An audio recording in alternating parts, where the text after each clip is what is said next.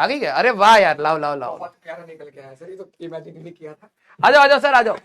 भाई देखो, अभी हम तुम्हें एडवांस की बात कर ही रहे थे, गगन सर आए हैं, तो गगन सर और मैंने आप लोगों को बताया था कैटलिस्ट फाइनली हमारी आ चुकी है, ठीक है।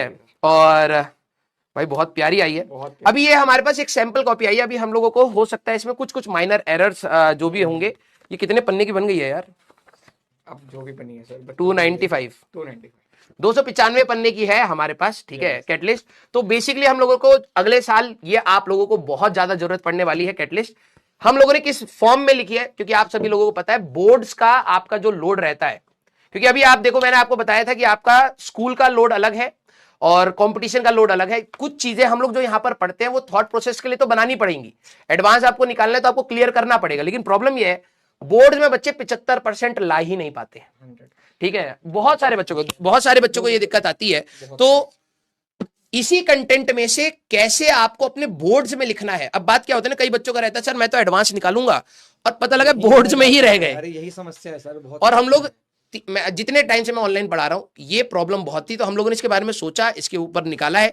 तो हमारी जो फिजिक्स वाली बात है, ठीक है, ये अभी आप लोगों के लिए जो कैटलिस्ट वाली बात है, इसके साथ एक और बुकलेट भी आएगी, वो निकालिए सर। अभी नहीं आई सर, अभी 2 दिन लगेंगे उसको। अभी उसमें भी 2 दिन लगेंगे, तो एक बार हम लोग और आपको पूरा दिखाएंगे। हमारी वाली पार्ट थोड़ी केमिस्ट्री से मोटी बनी है क्योंकि हमारे में क्वेश्चंस ज्यादा है, और हाँ, और नोट्स के साथ सिंक्ड है। कई बच्चों को जिनको नोट्स बनाने में दिक्कत आती है, तो हम लोगों ने कोशिश करी है, सर और मेरे नोट्स को हम लोगों ने सिंक कराए कि भाई कि सर कोई कभी बार सर कुछ एक्स्ट्रा पढ़ाते हैं, कभी बार मैं कुछ एक्स्ट्रा पढ़ाता हूं, तो आपको दोनों चीजों का सिंक फॉर्म में मिल जाएगा इसमें। और मोस्ट प्रोबेबली आपको अभी अभी ये ऑफर में निकालेंगे, कैसे निकालेंगे? ऑफर में निकालेंगे सर 100%। तो ये लॉन्च वाला ऑफर में रहेगा। यस हाँ, अगले मतलब मेरे ख्याल से 1 महीने अपने पास आएगा ना, इसका अगले 1 महीने तक मेरे ख्याल से ऑफर में डालेंगे। बोला तो यही गया है टीम को, बाकी बस 2-3 दिन का समय दो, आपके पास सारी इन्फॉर्मेशन आ जाएगी। सर और मेरी ही वीडियो आएगी आपके पास और बहुत अच्छी इन्फॉर्मेशन आ जाएगी। ऑल तो आप लोगों को जल्दी भी नहीं है यार, देखो डेफिनेटली हम आपको ये नहीं बोलेंगे कि अभी की अभी ले लो कुछ ऐसा। आप लोग 12th में आओगे तब ले लेना आराम से, कोई समस्या नहीं है यार। लेकिन ये पता है क्या है, मैंने ये मेरी सेकंड बुक रहेगी सुपरनोवा के बाद। मुझे लगता है कि ये सुपरनोवा से ज्यादा आपको मदद करने वाली है, क्योंकि अभी आपको ना वो डर नहीं फील होगा। वो डर फील होगा आपको दिसंबर में, जब आपके प्री बोर्ड्स होंगे और आपका ना जेई का तो वाला पार्ट आपका क्लियर होगा। फिर आप कहोगे सर स्कूल में ना कैसे लिखें, जो डमी वाले होते हैं उनकी हालत टाइट होती है। एक्चुअली में आपको लिखने का तरीका, डायग्राम का प्रेजेंटेशन, क्या क्या चीजें होती है वो बहुत मैटर करता है भाई। और आखिरी में ना 12वीं क्लास के बच्चों के साथ सबसे बड़ी दिक्कत क्या होती है कि सर बोर्ड्स में एनर्जी लग गई और जेई मेंस आपका उसी समय होगा जब प्री बोर्ड्स होगा। तो आप थ्योरी में फोकस नहीं कर पा रहे हो और फिर आपका जेई मेंस भी आ रहा है, इतना रायता फैलता है ना। और फिर उसकी जस्ट बाद आपका क्या होगा, जेई मेंस का रिजल्ट आएगा, आपके फाइनल बोर्ड्स चल रहे होंगे, एक अलग स्ट्रेस। बोर्ड्स खत्म हुआ नहीं, जेई मेंस 2 आ गया, तो उसके हसल को हम लोग पहले से ही सॉल्व करके रखें। जैसे जैसे हमारे चैप्टर कंप्लीट होते जाएंगे, प्लीज आप अपने बोर्ड्स वाले पार्ट, आपके दोस्त बोलेंगे अरे भाई तू बोर्ड्स की तैयारी क्यों कर रहा है, वो उसको उनको भी पता लगेगा, उनको भी पता लगेगा। भाई फिजिक्स, केमिस्ट्री, मैथ्स बोर्ड्स में फिजिक्स का पेपर इस बार सर एडवांस के सवाल पूछे, लिटरली एडवांस के सवाल पूछे बेटा, एडवांस के सवाल पूछे इस बार बोर्ड्स में। देखो सर अपना तो सिंपल सा मानना है, देखो आप लोग हम लोग जेई पढ़ा रहे हैं सर, 1 में पढ़ा रहे हैं, मैं 3 में पढ़ा रहा हूँ। जेई तो निकलवा देंगे यार, कोशिश करेंगे आप लोगों का हाथ पकड़ के जेई तक छोड़ के आए, एडवांस तक छोड़ के आए। बट अगर बोर्ड में लटक गए ना बेटा तो हम कुछ नहीं कर पाएंगे। और हमारे पास कई सही सर आपके पास कॉल आते होंगे, बहुत बच्चे जो बेचारे रोते हैं कि यार मेरा सर नंबर सही आ गए, मेंस निकल गया, एडवांस निकल गया, पर भाई ये निकल पाया आपके पास जो बोर्ड्स में। ये मेजॉरिटी देखो, अब ये वैसे हम लोगों ने लिखा है सीबीएसई बोर्ड के पैटर्न के हिसाब से। हम लोगों ने एनसीईआरटी को भी थोड़ा सा सिंप्लीफाई करा है, क्योंकि एनसीईआरटी फिजिक्स की पढ़ी नहीं जाती है, तो उसको थोड़ा सा सिंप्लीफाई करा है। नोट्स का ओरिएंटेशन रखा है, सीबीएसई बोर्ड का रखा है। अब कुछ बच्चों जैसे महाराष्ट्र बोर्ड एंड ऑल है, एटलीस्ट आपको एसेंस पता लग जाएगा कि किसी बोर्ड के एग्जाम में कैसे लिखा जाता है, ठीक है, वो आपको एसेंस पता लग जाएगा। थ्योरी को बहुत प्यार से लिखा गया है, आप देखेंगे तो अगले साल आपके जो नोट्स होंगे ना, कई बार आप लक्ष्य में अगर आप मैच करोगे कई सारी चीजें आपको सिमिलर मिलेंगी। तो आपकी क्लास के जो आप नोट्स कई बार नहीं बना पाते स्कूल के साथ मिसमैनेजमेंट के चक्कर में, सर नोट्स बनाने में भी हमें 1.5 घंटा लग गया, मेजॉरिटी चीजें आपकी यहां से सॉल्व हो जाएंगी। हाँ, कुछ एडवांस की चीजें जो क्लास में, जैसे अब मैं आपका ये कैंडल वाला प्रॉब्लम करा रहा था फ्लूट्स का, अगर 11th क्लास के अगले साल अगर हम लोग बनाते हैं तो उसमें ये प्रॉब्लम्स नहीं होंगे, क्योंकि वो सिर्फ बोर्ड्स और उस लेवल पर हम लोग लेके जाएंगे कि जिससे आपका ये ना हो कि आपको पहले पता रहे कि यार बोर्ड्स अलग है, जेई मेंस आपका अलग है।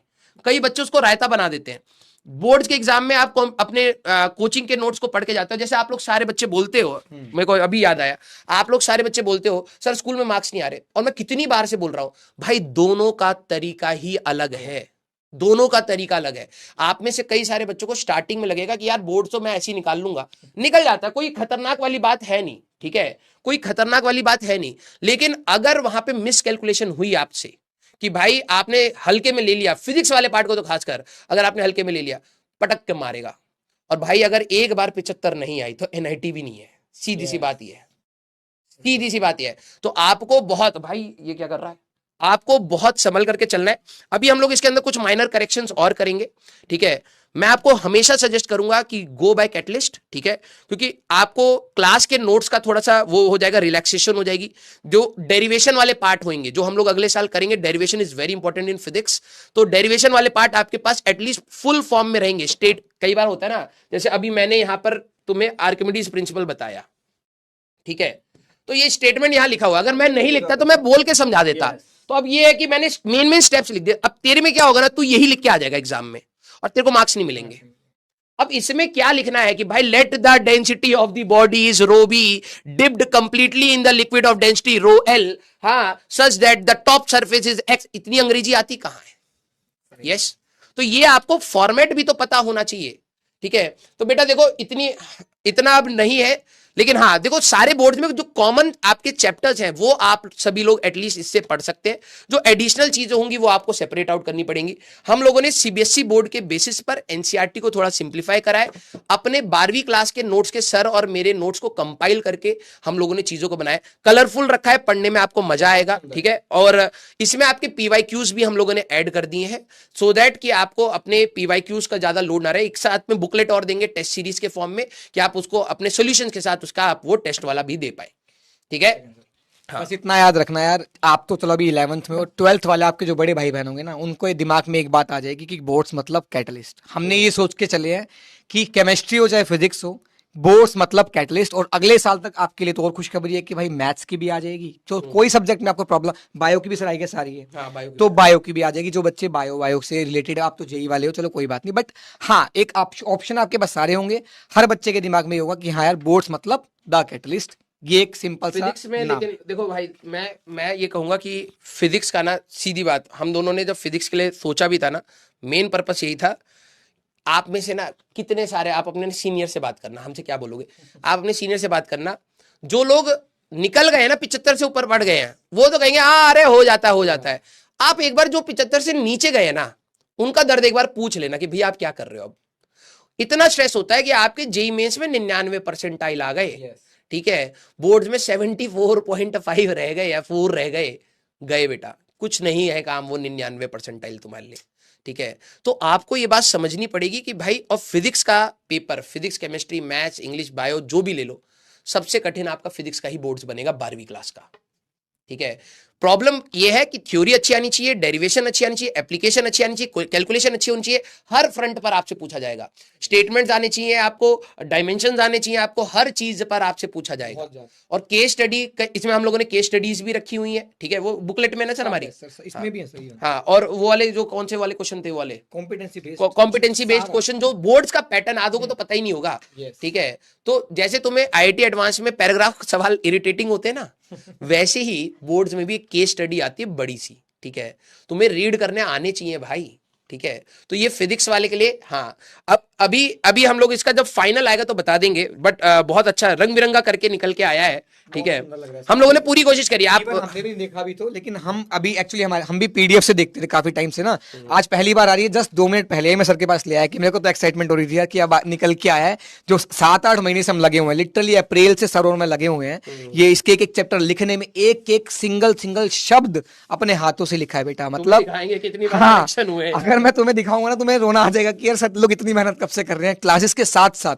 तो हमारे लिए भी एक छोटा सा ड्रीम था यार कि एक प्यारी सी किताब लिखी है ना, वो छोटा सा हम भी एक साइड हसल कर रहे हैं कि कुछ अच्छा बच्चों के लिए निकाल के लेके आए। यस, तो मतलब वो एक अपना यूनिवर्स बिल्ड कर रहे हैं भाई, है ना, कोशिश कर रहे हैं कि आप लोगों के लिए कुछ बढ़िया करें, बेहतर करें, हम भी लाइफ में आगे कुछ सीखे, नई नई चीजें यार, हम भी किताबें लिख रहे हैं, हमें भी बहुत कुछ सीखने को मिलता है किताबों से यार।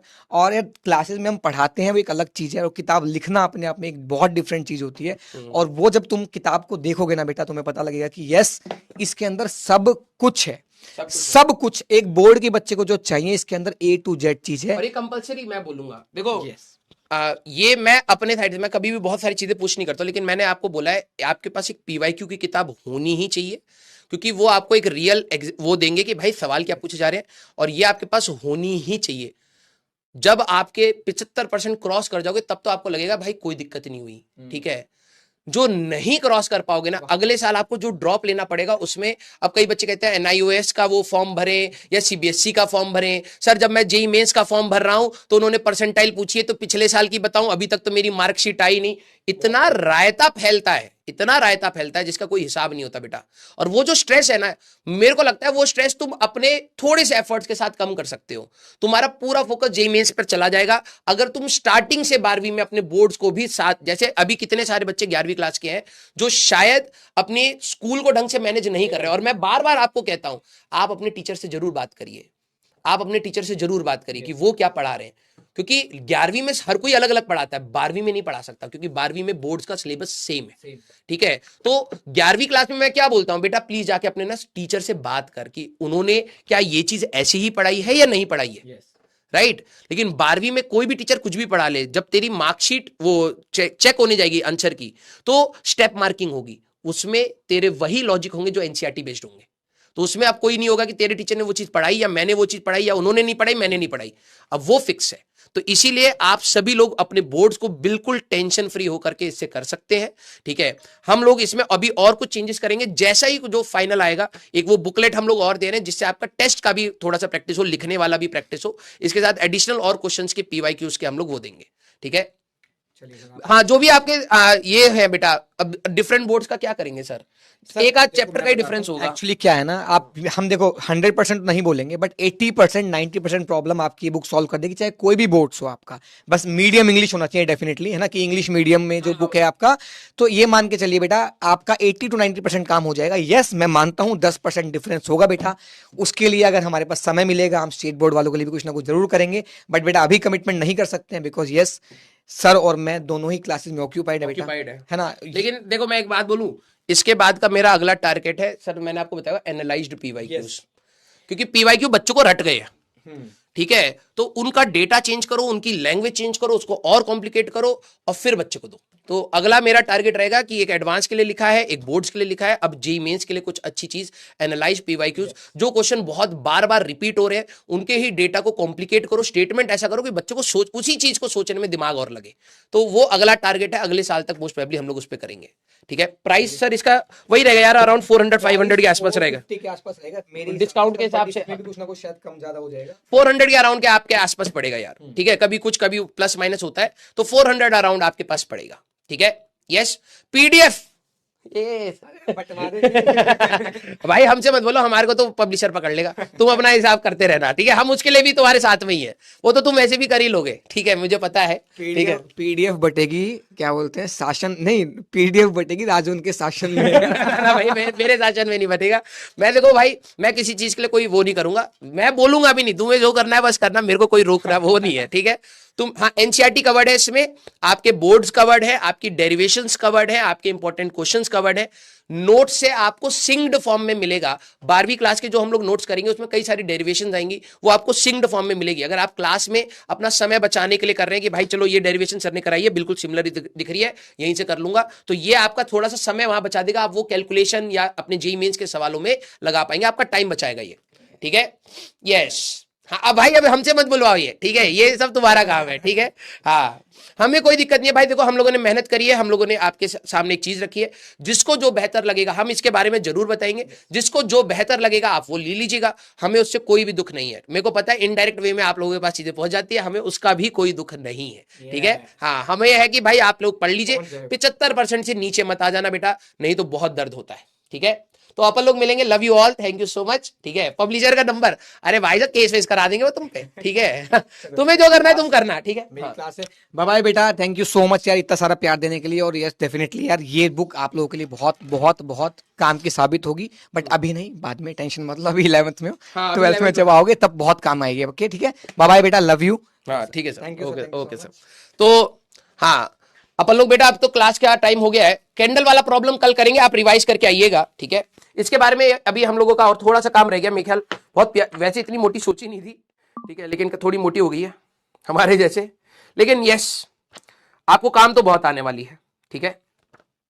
ओके, तो अगले साल हम लोग करेंगे जेई मेंस के जितने भी इंपॉर्टेंट क्वेश्चंस हैं उनका री एनालाइज। मैंने प्रयास वालों को, बच्चों को बोल दिया था कि यार मैं ना री एनालिसिस कर रहा हूं उन क्वेश्चंस की और उनको रीफ्रेज करूंगा, उनका डेटा चेंज करूंगा, और क्योंकि पीवाईक्यू से ज्यादा रेलिवेंट सवाल आपके लिए कुछ नहीं है, तो उन्हीं को ही बच्चों को ना आंसर रटे हुए होते हैं।